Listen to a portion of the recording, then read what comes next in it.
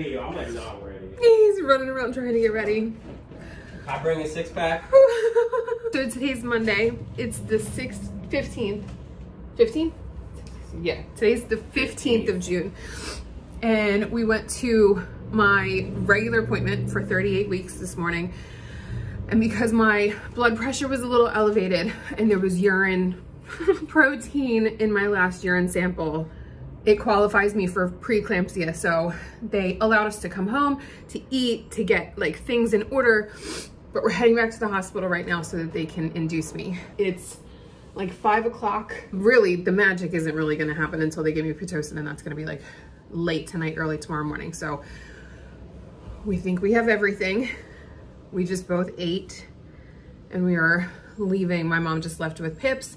Bortles is in the middle room, confused because he's like, what the hell is going on? Why was grandma here for 5 minutes? But we're heading to the hospital right now and I'll update soon. I just got done crying my eyes out because I'm not ready for this. I'm not ready for this because I am ready. I'm just scared of the pain. That's it. I want to meet her and I'm really excited to meet her, but I'm just really emotional. I just told Harry, like, this house was empty when I bought it. It's not empty anymore. We invaded. Hi. So we're at the hospital now and it's around 10 o'clock p.m. We've been here. I've just been drinking my water and stuff. And my nurse, I love her. She's leaving in an hour. Her name's Allison. She's been awesome so far.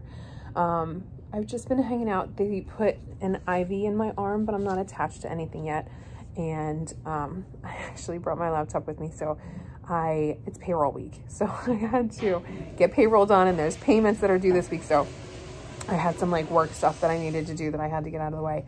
But they just gave me medicine. I don't remember what the medicine's called, but it's, oh God. It ripens my cervix, to start, the process of things moving along. I feel like I'm gonna be here for a while. But I just took 50 milligrams of something and I'll check in if I have, or when we have more updates. It's 2 a.m. They just came in to give me another 50 milligrams of whatever the medicine was that they gave me before, so that they're trying to soften my cervix. They haven't checked me. I don't know if I'm dilated or not, but they just came in and gave me another 50 milligrams. I haven't been able to sleep. The bands around my stomach are really tight because she keeps moving. I can't get comfortable and they keep not losing her heartbeat, but because she keeps moving, she's being super fidgety and stuff. So I'm trying to not move too much, but I'm also trying to rest.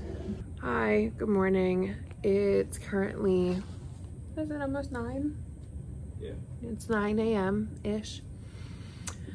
Cyotec, I think that's how you say it. 50 milligrams is the medicine that they're giving me to soften my cervix. I got a dosage at 10 p.m., 2:30 a.m. and 6:30 this morning. They're gonna check me at 10:30 to see if I'm dilated at all. At yesterday's appointment at 3 p.m. I wasn't dilated at all. So two things could happen. They're gonna check me at 10:30. If I'm dilated at all, they're gonna start talking about giving me Pitocin. If that's the case, it's very likely that I'll opt to do the epidural, which will send us over to a labor and delivery room. Right now we're in like a pre-labor and delivery room. It still has all the monitors and all the stuff. But it's a little on the smaller side. But if I'm not dilated at all, they're gonna allow me to eat something and then they're gonna give me another dose of the 50 milligrams. So right now we're just hanging out. Harry got some coffee.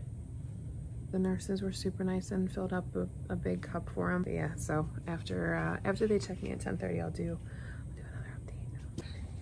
Hey, guess what, y'all?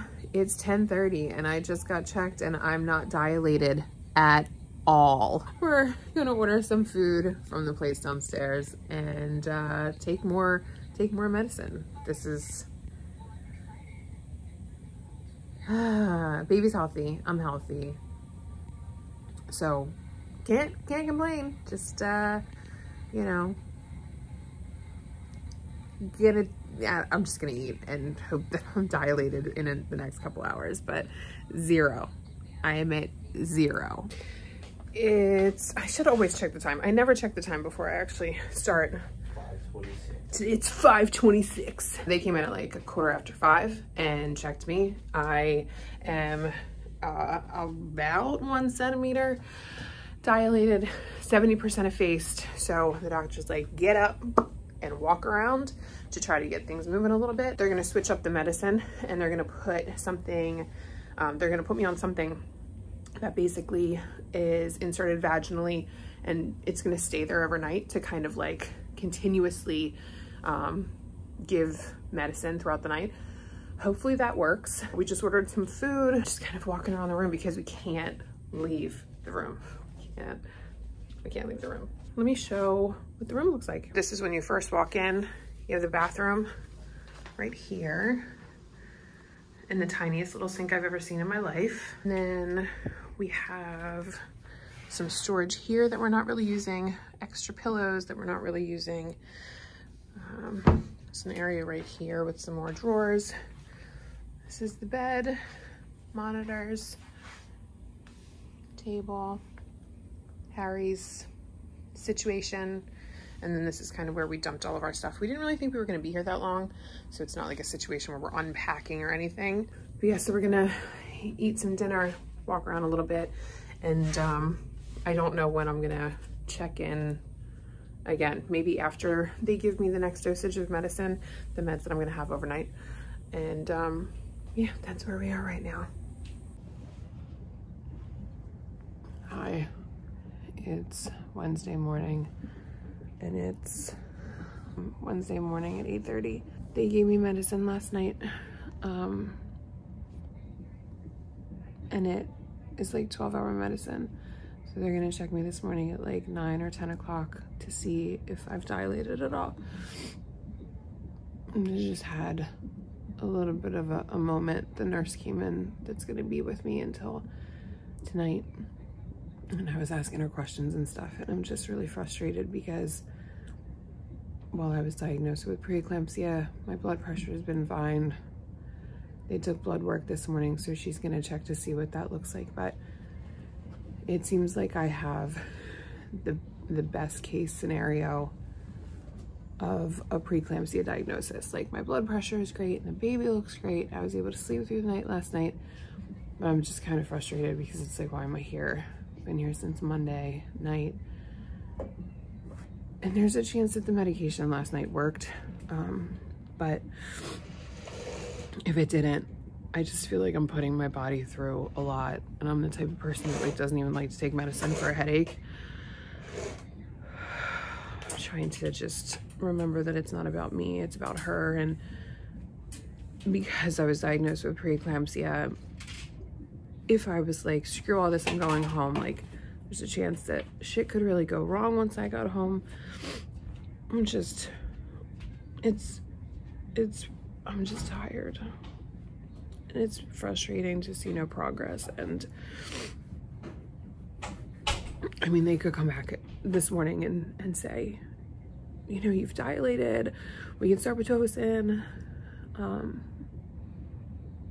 But if they don't, I really think that it might be a conversation where let's have a serious discussion about having a C-section. Because once she's here, I'm gonna be here for I'm taking full advantage of the full 48 hours that they allow, because I'm gonna try to breastfeed, and I didn't take any breastfeeding classes, so I wanna take advantage of having the consultants here. And I feel bad because Harry's been sleeping on this chair since Monday night, and it's gotta be so uncomfortable. So we're gonna talk to the resident and the doctor at 10, see where I'm at, and kind of just go from there. That, and I'm hungry. I'm hungry because I can't eat. I can only have clear liquids, because if they come in and they check me and they, you know, we talk about a C-section, I have a C-section, I can't eat anything. So I can't eat anything, not even popsicles right now. So just meh. The doctor was just in to talk to us. I have not moved at all. I'm still 1 centimeter dilated, so nothing has changed. And we talked about different options on what to do. And the game plan right now is to just start Pitocin, see what the Pitocin does, because even if it can get me a couple more centimeters dilated, that will help the doctor if we choose to do a C-section, because it'll open everything up a little bit more. There's also the chance that I could start Pitocin and Pitocin could make everything work. Hold on. So I'm not sure where I left off, but they just came back in and took the medicine out, the one that they administered last night. They took that out. The game plan is we're going to pack up and move over to labor and delivery. We're going to start Pitocin, see where that puts us, and hopefully one of two things happens. The Pitocin starts to work and I start to dilate to the point where I can push, or the Pitocin starts to work and then I always have the option to have a C-section, which is not the preferred method, but we'll see how things go. So yeah, packing up right now, getting ready to head over to labor and delivery. I'm cramping a little bit now, but yeah, I'll just update once we're over in the new room and once we've started a little bit of the Pitocin. Oh God, ow. That was creepy. We're watching some TV show and something awful is happening to the girl's vagina. She's like in a tub and the water's boiling. Inappropriate. Inappropriate. We switched rooms. We are in a labor and delivery room. I am hooked up to Pitocin. And I don't feel any contractions or anything yet. I'm crying and I don't know why. Everything is totally fine. I just can't stop crying. I don't know why. I just posted to Facebook that it's go time because we're gonna start Pitocin and hopefully this ends in me pushing or this ends in me in C-section, but hopefully either way we have a baby today. And the 17th. So 7 is one of my favorite numbers and 17 and 17 being her birthday would be pretty awesome. But I have water and I have apple juice and I have my Pitocin and nothing hurts right now, so I'm just like hanging out in bed trying to relax, and I don't know why I'm crying. I can't stop crying, but everything's good. Oh.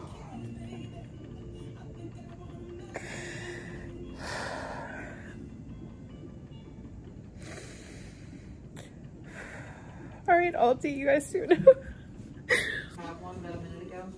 Good feeling.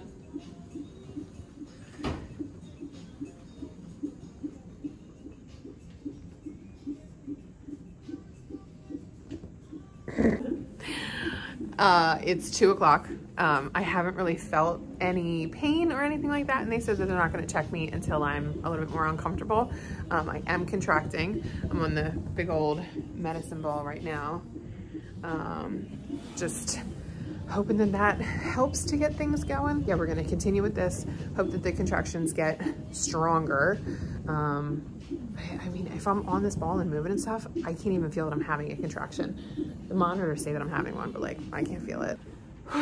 It's 3:15. I started Pitocin at 11 o'clock this morning and they just checked me and I am no changes, 1 centimeter. So they just came in to talk to me about my options, and what we've decided to do is start an epidural. And then once the epidural kicks in, we're gonna do a balloon catheter, and then hopefully that's gonna get me to 4 or 5 centimeters. And that, along with the Pitocin, should hopefully kickstart everything. And then obviously the C-section is always an option. So if we do the balloon catheter, get to 4 or 5, and I don't progress to 6, we could talk about a C-section. And the C-section at that point would be a lot easier for the doctors to perform if I'm dilated a couple of centimeters, rather than just electing to have it now when I'm at 1 centimeter, because I'm not in active labor. It's almost 3:30, waiting on the epidural now, and we'll just kind of go from there. We'll see what happens after the balloon catheter. So it's 5 o'clock now.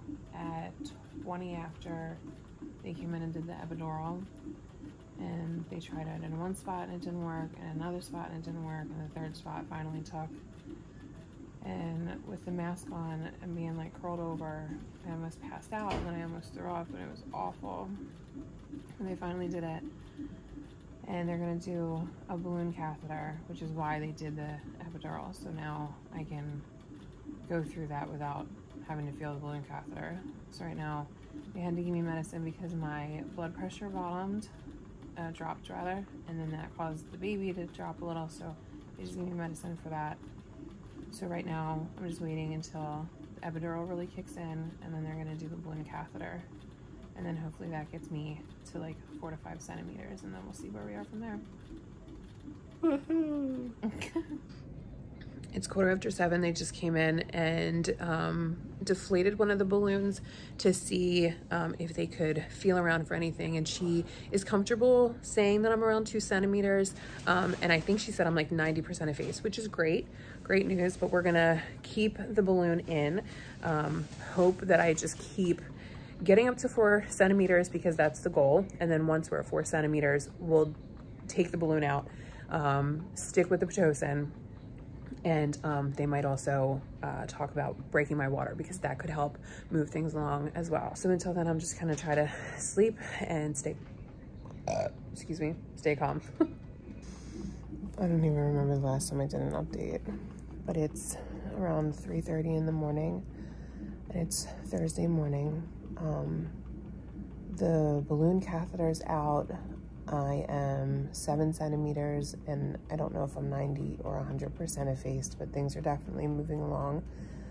I'm laying down now on my side, and I have the peanut under my right leg. I'm feeling a lot of pressure and some pinching, like right on my vagina, when I'm having contractions. So the nurse repositioned me a little bit to open my legs up and my hips up more. They're gonna check me at 3:45 to see where I'm at, and then she's probably gonna reposition me to a throne position, which is where the bed is sitting upright, and my legs are kind of hanging off the bed because the bottom of the bed, it drops. I just took some Tums. I was able to eat chicken broth and have some apple juice a couple hours ago, so that was fantastic. The chicken broth was like the best thing I've ever eaten. So right now I'm just trying to like take it easy and rest and stuff because I have a feeling that hopefully I'll be more dilated and we'll start, you know, seeing where I'm at soon-ish. But I think the baby's birthday is going to be today, which is super exciting. It is 4 o'clock in the morning. They just came in to check me, and I am 8 centimeters, 90% effaced, and they broke my water.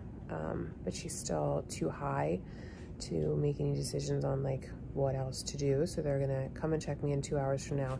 And in the meantime, I'm sitting upright. So like my knees are bent, and I'm sitting, they call this like a throne position. So I'm sitting here trying to lay it out in the sun, and I'm super sunburned, so I'm like really itchy. So on top of the epidural and the itchiness from the sunburn, my chest is like, they're gonna come back and check me in like 2 hours, and we'll kind of assess from there. C-section still isn't off the table though. If she doesn't drop, we might have to seriously consider it. Look who's here. Little baby Adlin is here. Little baby Adlin. And she's so tiny. She was born this morning at 5:50 something. I pushed for a half hour. Her heart rate dropped a bunch of times, and the doctor had to use the forceps to help get her out. But she's here, and she's super tiny. She's 6 pounds, 11 ounces. She's a tiny little nugget, but she's 20 inches long. She's gonna be our little basketball player. So it's 20 of 8 right now, and we're waiting to go to recovery. And then from there, I'll be there for 48 hours if I choose to stay for 48 hours. Yeah, I can't believe she's here, and she's so little. Look at how little she is. Oh my God. And she latched right away. And she was on for like a half hour or so this morning. So that's really cool. Look at how gross. I ate this pizza that was ordered yesterday. Like the pizza was literally ordered yesterday. And I still decided to eat it because I'm starving. But I think once we get to the recovery room, I'm going to order some breakfast and eat some normal food. But yeah, little baby Adlin is here. I should probably mention one last thing. Poor Harry almost passed out. Once everything was done and she was out and they took her over to clean her up and stuff, I look over and he's standing right here with his head on the bar, and the nurses are like, you don't look that good. And they were like really quick with it. Gave him cranberry juice and like took care of him right away, had him sit down and stuff and had him smell the salt. So they took care of him really quickly, but poor Harry almost passed out. Oh. Hi.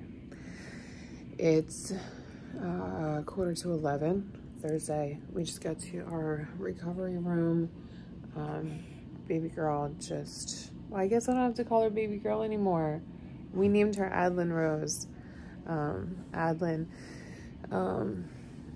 I just tried nursing her, and she took to both sides and she did really well.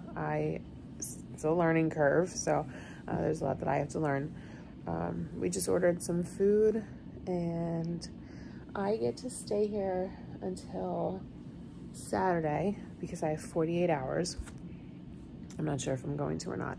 I might, depending on how I do with breastfeeding. But yeah, we're just hanging out. We ordered some food and FaceTimed with our parents this morning, so that was super exciting. She's just hanging out. She burped twice.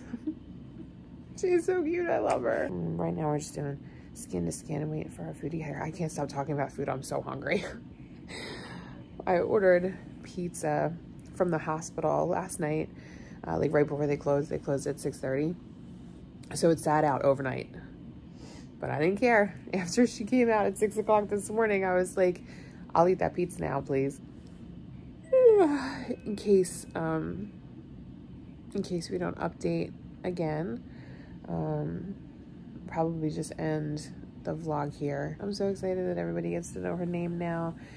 I'm so excited that she's this tiny little 6-pound nugget. And so excited to not sleep and fight with my husband over every little thing, right? Mm-hmm. But thanks for watching. Bye, guys.